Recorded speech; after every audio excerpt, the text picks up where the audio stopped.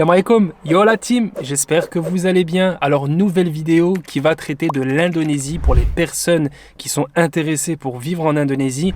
Dans cette vidéo, je vais vous donner les avantages et les inconvénients. Donc j'ai fait une petite liste comme d'habitude sur mon téléphone et je vais vous parler de tout ça. Donc juste avant de continuer, sachez une chose, il y a un truc qui cloche et c'est pas du tout normal. Sur 100% de ma communauté qui me suit sur YouTube, plutôt 100% de la communauté qui regarde mes vidéos sur YouTube, il y a plus de 80% de personnes qui regardent mes vidéos et qui sont toujours pas abonnées.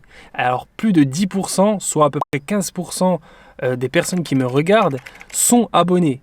Et du coup, vous savez ce qu'il vous reste à faire. N'hésitez pas à vous abonner, ça ne vous coûte rien. Ça me motivera justement pour continuer à vous apporter de la valeur sur la chaîne YouTube. Si vous pouvez le faire, juste abonnez-vous, mettez-moi des petits pouces. Je sais beaucoup qu'il y a des personnes qui sont là avec leurs grosses jumelles en train de regarder mon contenu, limite à m'espionner. Et ils ne sont même pas là à me mettre des petits commentaires positifs et à s'abonner à la chaîne. Mais bon, on va dire que ça fait partie du jeu. Je le sais très bien, c'est la vie, c'est comme ça. Quand on fait des vidéos, on essaie d'apporter de la valeur. Malheureusement, il y a des personnes positives, mais il y a aussi beaucoup de personnes négatives qui veulent pas justement qu'on évolue et qui nous arrive du bien. Donc ça fait partie du game. J'en suis conscient, malheureusement, mais bon, on va pas changer le monde. Bref, dans cette vidéo, je vais vous parler de l'Indonésie. Donc, pour ceux et celles qui ne le savent pas, j'étais en Indonésie pendant 3 mois. Donc, il a fallu que je revienne en France. Les imprévus de la vie qui ont fait que j'ai dû revenir en France. Si vous voulez savoir la raison pour laquelle je suis revenu en France, je vous en parlerai plus en détail à la fin de la vidéo. Aujourd'hui, je vais vous lister les inconvénients et les avantages de vivre en Indonésie. Donc, on va commencer par les inconvénients. Et ensuite, je vais vous parler des avantages. Donc après, si vous avez des petites remarques, n'hésitez pas, vous mettez en commentaire une remarque que vous avez ou des questions que vous voulez auxquelles je réponds.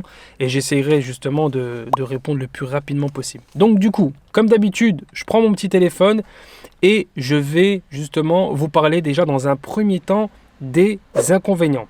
Donc déjà, le premier inconvénient que j'ai pu remarquer quand on part en Indonésie, c'est que c'est quand même très très loin de la France. Cela veut dire que pour les personnes qui seraient justement intéressées pour s'installer en Indonésie, il faut savoir que c'est quand même à peu près à 15 000 bornes, 15 000 km. Donc c'est pas la porte d'à côté, c'est vraiment très très loin. Donc pour les personnes qui ont de la famille ou qui doivent rester proches de la France pour être en contact avec la famille ou peu importe, c'est vrai que c'est un petit peu compliqué de partir en Indonésie, mais après, voilà, ça fait partie de l'inconvénient d'aller en Indonésie. Donc moi, je suis parti vers le 15 juin et j'ai dû revenir en France vers le 20 septembre. Donc je suis resté à peu près 3 mois. C'est pas non plus une longue période, mais je pense qu'en 3 mois déjà, on peut déjà lister à peu près les avantages et les inconvénients. Donc le premier inconvénient, c'est la distance, malheureusement, avec la France. Ensuite, le deuxième inconvénient que j'ai pu voir en Indonésie, c'est la pollution. Donc quand je dis la pollution, c'est les détritus, les déchets qu'on peut voir dans les rues.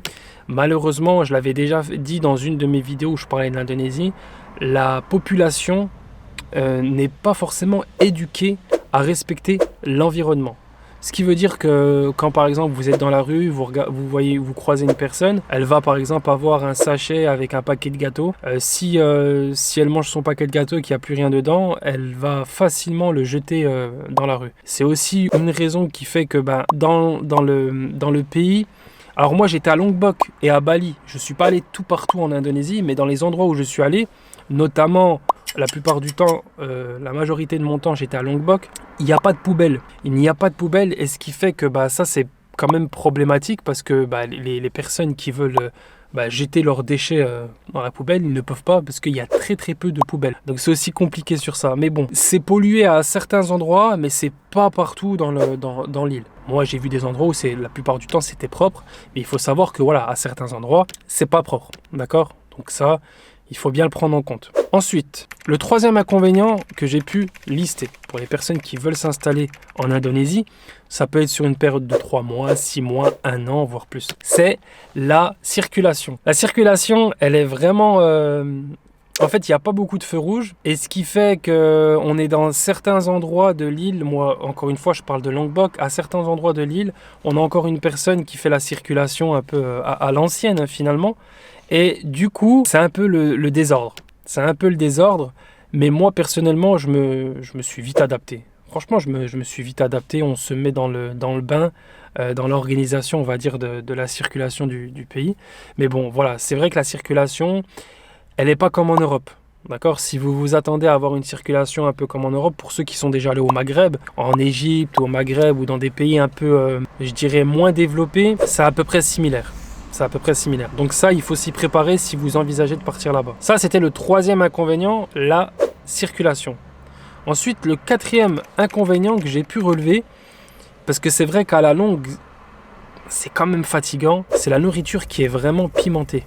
Alors moi, j'aime bien tout ce qui est pimenté, ça va, j'ai pas de réel problème avec ça. Mais à la longue, manger tout le temps pimenté, des plats pimentés, franchement, c'est un peu lourd pour moi. Et pour les personnes qui n'aiment pas du tout le piment, si vous n'aimez vraiment pas le piment, c'est vrai que aller en Indonésie, vous pouvez trouver des plats non pimentés. Ça dépendra encore de l'endroit où vous allez en Indonésie, hein. Franchement, l'Indonésie, c'est vraiment diversifié au niveau de tout ce qui est culinaire. Que ce soit au nord, au sud, au centre. Mais en tout cas, à Lombok, c'est très pimenté. Et c'est pas pour rien que Lombok veut dire en javanais piment.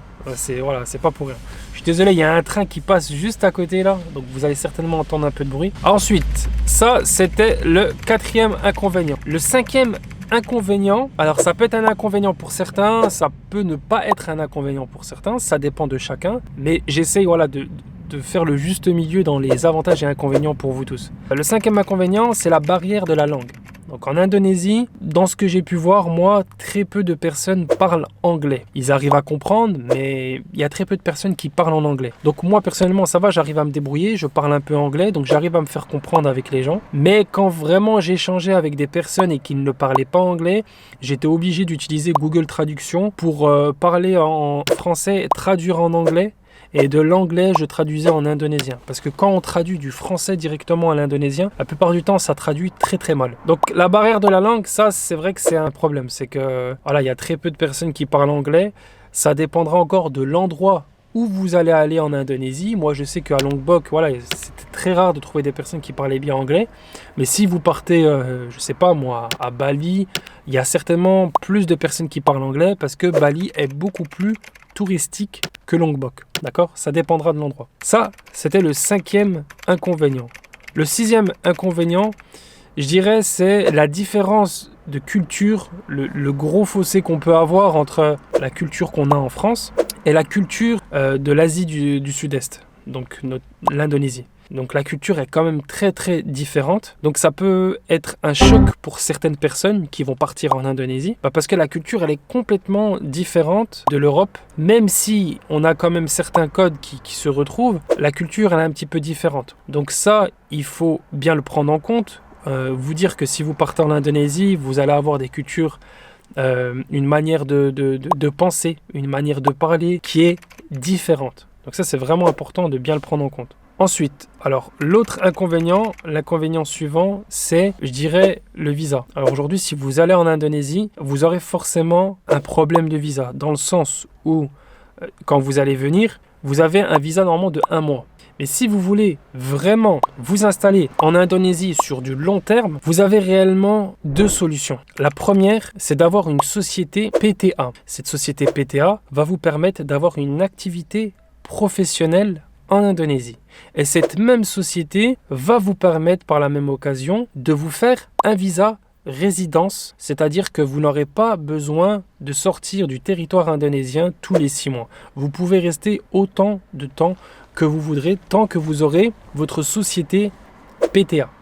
Ça, c'est la manière la plus sûre. La deuxième manière la plus sûre, c'est de vous marier avec un Indonésien ou une Indonésienne. Lorsque vous allez vous marier avec un Indonésien, une Indonésienne, vous aurez la résidence, et ce qui vous permettra de rester dans le territoire autant de temps que vous voudrez. Après, il y a d'autres solutions, mais le problème, c'est qu'à partir d'un certain délai, il faudra sortir du territoire indonésien. Comme par exemple, moi, j'avais fait le visa B211A avant de partir en Indonésie. Je l'ai fait depuis la France avec mon ami indonésien. Je lui ai envoyé tous les papiers, je lui ai envoyé l'argent. Il a fait tous les papiers pour moi et une fois que j'avais mon visa, j'avais pris mon billet. Et quand je suis arrivé en Indonésie, j'ai eu une résidence de 6 mois. Malheureusement, je ne suis resté que 3 mois parce que comme je vous l'ai dit, j'ai dû retourner en France pour un imprévu. Mais normalement, vous avez un visa de 6 mois. Et après ces 6 mois, l'inconvénient, c'est qu'il faut sortir de l'Indonésie. Vous allez dans l'endroit le plus proche, par exemple à Singapour. Vous prenez un billet donc aller-retour pour aller à Singapour et revenir. Donc ça vous fait payer un billet aller et retour et repayer encore une fois le visa. Donc vous voyez, c'est quand même au niveau tranquillité et stabilité, c'est un petit peu fatigant de devoir tout le temps faire ça tous les 6 mois. Donc la manière la plus sûre, ce sont les 2 méthodes que je vous ai données. Ensuite, l'autre inconvénient, c'est le climat qui est quand même bien humide. Donc c'est vrai que pour les personnes qui ne supportent pas l'humidité, l'Indonésie c'est pas forcément la très bonne destination parce que le taux d'humidité est assez élevé. Donc ça, vu que c'est un endroit exotique, forcément ça va de soi. Mais bon, ça peut être un inconvénient pour les personnes qui ne supportent pas l'humidité.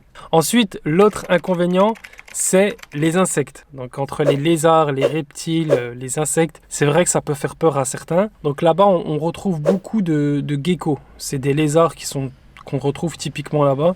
Donc les personnes qui ont peur des reptiles, qui vont voir un lézard, qui ont peur, voilà, je pense notamment à vous, mesdames. C'est vrai que ça peut être un petit peu compliqué. Et les insectes, voilà, on peut retrouver des fois des grosses araignées, mais ça va, c'est pas non plus la jungle. Mais bon, il faut bien être conscient de ça. C'est un endroit où il y a des reptiles, il y a des insectes, donc du coup, ça peut être considéré comme un inconvénient. Ensuite, l'hygiène. Donc quand je parle d'hygiène, je pense notamment aux restaurants. Si vous allez dans des gros restaurants, vraiment des restaurants plutôt classe, l'hygiène, on va dire que c'est correct. C'est même très bien. Par contre, si vous allez dans des petits restaurants locaux, vraiment, je pense notamment aux warung, ils appellent ça des warung là-bas. C'est vrai que l'hygiène, elle est pas top, d'accord. Et pour un Français qui vient de France, qui connaît une certaine hygiène en Europe, quand vous allez en Asie du Sud-Est et que vous voyez l'hygiène, c'est vrai que ça peut faire un choc, d'accord. Ça peut faire un choc, d'accord. Donc voilà, il faut être conscient de ça. L'objectif de cette vidéo, c'est de vous donner tous les éléments et que vous ne soyez pas surpris le jour où vous envisagez de partir pour vous installer en Indonésie. Ensuite, donc l'avant-dernier inconvénient, parce que ça fait déjà pas mal. L'avant-dernier inconvénient, c'est la santé. Donc moi, je parle encore de Lombok, l'île qui est juste à l'est de Bali, parce que c'est là-bas où j'ai passé la plupart de mon temps. Au niveau de la santé, il n'y a pas de gros hôpitaux. Ça, c'est le problème. Il n'y a qu'un seul gros hôpital et il se trouve à Mataram. Donc c'est le centre vraiment de la ville, on va dire, sur l'île. Donc il y a plein de petits hôpitaux en fait bien développés. Le seul se trouve à Mataram. Ça aussi, c'est un inconvénient. Ensuite, c'est le dernier inconvénient, c'est le risque naturel. Donc il faut savoir qu'à Lombok, il y a des risques sismiques. Donc on va dire qu'il il peut y avoir souvent des tremblements de terre. Donc en vrai, les tremblements de terre, il y en a un peu partout. C'est juste qu'on ne les sent pas forcément. Même en France, il y a souvent des tremblements de terre, mais c'est qu'on ne les sent pas forcément. À Lombok, il y a des risques sismiques réguliers. Moi, je suis allé à Lombok, je suis resté 3 mois. Personnellement, je n'ai jamais eu de problème. Franchement, j'ai jamais eu de problème. Donc après, ça dépendra de chacun. Donc voilà pour les inconvénients. Maintenant, on va passer aux avantages. Premier avantage, c'est le coût de la vie. Alors là, c'est pour vous dire que vraiment, l'Indonésie, c'est pas cher. Je crois que c'est le pays, dans tous les pays que j'ai fait, et j'ai pas mal voyagé, parce qu'il faut savoir qu'avant de faire des vidéos sur YouTube, je voyageais aussi. Je crois que l'Indonésie, c'est le pays avec le coût de la vie le plus bas. On va manger dans un bon petit restaurant, un bon restaurant, vraiment un restaurant classe, c'est entre 5 et 10 euros. Je sais pas, moi je vais mettre le plein de mon scooter, parce que là-bas c'est beaucoup avec des scooters. Je vais payer maximum 5 euros. La location d'un appartement, ça coûte entre 150 et 200 euros, un petit F2. On peut même trouver moins cher. Quoi d'autre? La nourriture de manière générale, franchement, ça coûte rien du tout. Franchement, je dépensais peut-être par jour, je sais pas, je dépensais entre 2 et 5 euros par jour. Voilà ce que je dépense. Donc la vie n'est pas chère du tout. Ça, c'est le premier inconvénient, c'est le coût de la vie. Le premier avantage, c'est le coût de la vie. Le deuxième avantage, c'est la qualité de vie. Donc on a un coût de la vie qui est très très bas. Ça, c'est un avantage. Et le deuxième avantage, c'est que la qualité de vie, elle est vraiment élevée. C'est-à-dire qu'on peut vivre dans des villas pour pas très cher, on mange très bien pour pas très cher. Voilà, on va dire que Lombok est développé, mais pas autant développé que la capitale qui est Jakarta. D'accord? Donc forcément, tout est relatif. Si le coût de la vie n'est pas cher dans un pays, l'économie n'est pas très bien développée aussi, ça il faut le savoir. Mais pour quelqu'un qui est entrepreneur, qui vit dans un endroit où le coût de la vie n'est pas élevé, ça c'est aussi intéressant. Ensuite, troisième avantage, c'est le climat. C'est super agréable. Il fait beau toute l'année. On a deux périodes. La période où il pleut et la période où il y a du soleil. Et quand il fait beau tout le temps, c'est super, super agréable. D'accord? Il y a toujours du soleil. Moi, j'ai passé mon temps, donc je suis passé entre juin et septembre. Il a peut-être plu, je dirais, une dizaine de fois. Donc vraiment, il fait beau tout le temps et c'est super agréable. De toute façon, je vais vous parler de l'autre avantage du coup qui suit juste après. Quatrième avantage, c'est les paysages qui sont variés. Donc à Lombok, on a des forêts, on a des cascades, on a des plages, on a des volcans, on a des collines, des montagnes, on a des super beaux couchers de soleil, on a des grottes, des champs de rizières. Franchement, Lombok, c'est magnifique. Et c'est pas pour rien que c'est un endroit qui est de plus en plus touristique. On l'appelle même le nouveau Bali. Parce que beaucoup de gens sous-estiment le potentiel de Lombok. Tout le monde va à Bali, mais personne ne va à Lombok. Et quand on se rend compte du potentiel qu'il y a, que ce soit au niveau des paysages, forcément, il y a de plus en plus de tourisme. Donc le quatrième avantage, forcément, ce sont les paysages qui sont magnifiques. Cinquième avantage, la cuisine qui est délicieuse. Donc la cuisine, elle est bonne, très très bonne, mais le seul inconvénient que je trouve, c'est que c'est tout à base de riz et de nouilles. Et franchement, pour un Européen, quelqu'un qui vient d'Europe, qui a l'habitude de la gastronomie européenne, manger tout le temps des nouilles et du riz, c'est pas possible, tu vois. C'est pas possible. Et là-bas, il n'y a pas de pain. Il y a très, très rarement du pain. Et ça aussi, moi, j'aime bien manger avec du pain et c'est très compliqué quand on n'a pas de pain. Donc ça peut être un avantage, la cuisine, d'accord? Mais c'est quand même un inconvénient sur certains points quand on mange que des nouilles, que du riz, etc. Ensuite, l'autre avantage, bien évidemment, c'est que c'est un pays musulman. Donc si vous êtes de confession musulmane et vous voulez partir dans un pays musulman pour pratiquer votre religion librement, vous n'aurez pas de problème en Indonésie. Il y a des mosquées partout. Je sais qu'à Lombok, 90% de la population est de confession musulmane. Donc sur ça, il n'y a pas de problème. Vous n'avez pas à vous inquiéter sur ça. Ensuite, l'autre avantage, c'est la sécurité. Moi, je suis parti 3 mois. Je n'ai pas eu ce sentiment d'insécurité ou de me sentir en danger, voilà, me faire voler ou me faire agresser. Je vous donne un exemple. Moi, je suis parti en Égypte 5 mois. On m'a volé 2 fois mes paires de chaussures. Et là, en Indonésie, j'avais de très belles paires de baskets. Je les laissais à la mosquée. Je ne me suis jamais fait voler. Donc, de toute façon, le comportement des Indonésiens, ils ont un savoir-vivre et un savoir-être que j'apprécie beaucoup. Le service. Franchement, le service, que ce soit dans les restaurants, les centres commerciaux, ou si vous faites des activités touristiques, franchement, les personnes sont à votre service. Je pense notamment à une anecdote. J'étais allé au sud de Lombok, à Kuta. J'avais visité une grotte, la grotte des chauves-souris. Et d'ailleurs, c'était une superbe activité.